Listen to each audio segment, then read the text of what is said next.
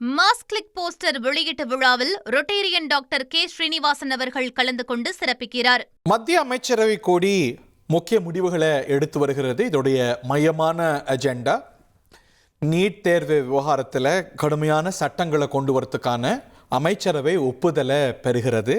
இந்த நாடாளுமன்ற கூட்டத்தொடர்லேயே இதற்கான ஒப்புதலையும் பெறத்துக்கு இந்த மசோதாவை நிறைவேற்றத்துக்கான முயற்சி எடுக்கிறது. இது ஒரு பக்கம். இதே வேளையில் தான் காக்ரோச் ஜனதா பார்ட்டியோடு பேச்சுவார்த்தையும் தொடர்கிறது. காக்ரோச் ஜனதா பார்ட்டி அதனுடைய தலைவர் அபிஜித் திக்கே உறுதியாக சொல்கிறார், தர்மேந்திர பிரதான் ராஜினாமா தவிர நாங்கள் வேறு எதையும் ஏற்றுக்க மாட்டோம், அது நான் நெகோஷியபிள் அப்படின்னு அவர் உறுதி காட்டுறதையும் நம்ம பார்க்கின்றோம்.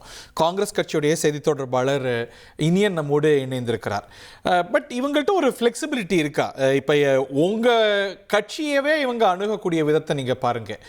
பிஜேபியும் காங்கிரஸையும் ஆம் ஆத்மி ஒரே மாதிரி ஒரே ப்ரஷில் பெயிண்ட் பண்ணுது. அதே நிலைப்பாட்டை தான் இவங்க எடுக்கிறாங்க. ஆர் தே பீயிங் ரீசனபிள்?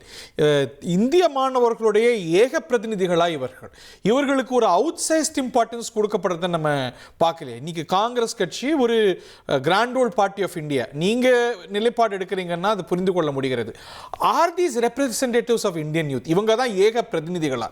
இன்னைக்கு அவங்க let's address the elephant in the room. இவங்களுடைய அரசியல் பின்புலம் வெட்ட வெளிச்சமானது, தெளிவானது. இவர்கள் அரவிந்த் கெஜ்ரிவாலுக்காக வேலை பார்த்தவர்கள்.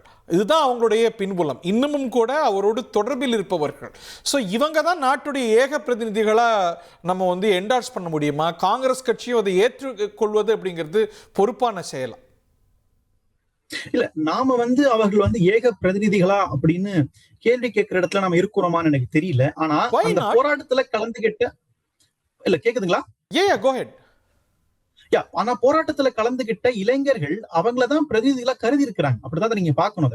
அவ்வளவு பேரு அவங்களை நம்பித்தான் இந்த அபிஷேக் தீப்கே மற்றும் அவங்களுடைய அந்த டீம் இருக்குல்ல, அந்த டீமை நம்பிதான் அவ்வளவு பேர் அங்க போயிருக்கிறாங்க.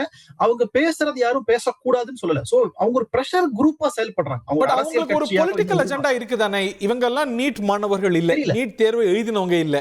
இன்னைக்கு இதோடைய முகங்களா இருக்கிற அபிஜித் திக்கேவோ இல்ல சௌரவ் தாஸோ இல்ல ரங்காவோ, இவங்க எல்லாம் there is a pattern to it. Aravind கெஜ்ரிவாலுக்காக தேர்தல்களில் வேலை செஞ்சவங்க, அவரை மனித புனிதரா நினைக்கிறவங்க, ஐயோ அவரோட நிற்பதே எனக்கு புண்ணியம் நினைக்கிறவங்க. இவங்களை ஒரு மாணவர் பிரதிநிதிகளாக சித்தரிப்பது அப்படிங்கிறது is that the right approach?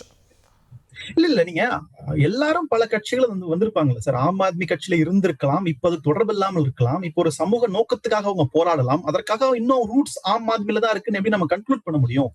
அதனால இப்போதைக்கு கன்க்ளூட் பண்ணல. ஒருவர்னா பரவாயில்ல, இதுல முகங்களா இருக்கக்கூடிய அத்தனை பேரும் இல்ல சார், அதுதான் நீங்க இந்த மூவ்மெண்ட், அதாவது இந்த சிஜேபி என்கிற மூவ்மெண்ட் பேசிக்கலி இவ்வளவு நாளா இருந்த ஒரு பிரஷருடைய வெளிப்பாடு தான். அது ஒரு பிரஷர் வால்வ் மாதிரி தான் வெளியில வந்திருக்குது.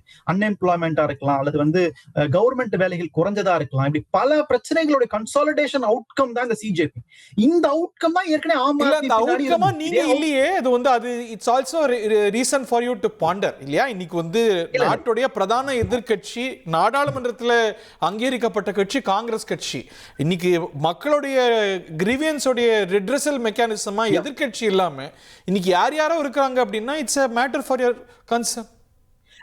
இல்ல நான் என்ன சொல்றேன்னா, அண்ணா ஹசாரே மாதிரியான நாட்கள், அபிஷேக் தீப்கே நாட்கள்லாம் வருவாங்க போவாங்க. மக்களுக்கு தெரியும் யாருக்கு இறுதியில ஓட்டு போடணும், யார் இந்த ஆப்போசிஷனை கன்சாலிடேட் பண்ணணும். ஏன்னா இன்னைக்கு நீங்க தான் நாட்டை மக்களை தேர்தல்ல சந்திச்சு பிரதிநிதித்துவம் செஞ்சவங்க.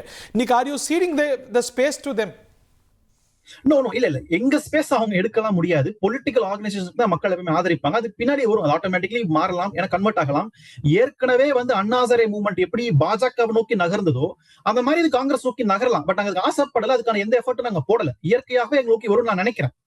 But at the same time அந்த மூவ்மெண்ட்டை நம்ம ஜட்ஜ் பண்ண வேண்டாம். அது ஒரு பிரஷர் குரூப்பா செயல்படுது, அவ்வளவுதான். It's pressure group. அவங்களுடைய வாய்ஸஸ் ஸ்ட்ராங்கா பதிவு பண்ணட்டும். இன்னைக்கு கேபினட் மீட்டிங்ல போய் கலந்துக்க போயிருக்காங்க. பல விஷயம் நடக்குது. இதெல்லாம் நல்ல ஒரு பாசிட்டிவான மூவா தான் நான் பாக்குறது.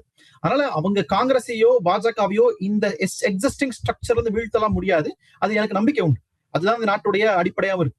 மாஸ் கிளிக் போஸ்டர் வெளியீட்டு விழாவில் ரொட்டேரியன் டாக்டர் கே ஸ்ரீனிவாசன் அவர்கள் கலந்து கொண்டு சிறப்பிக்கிறார்.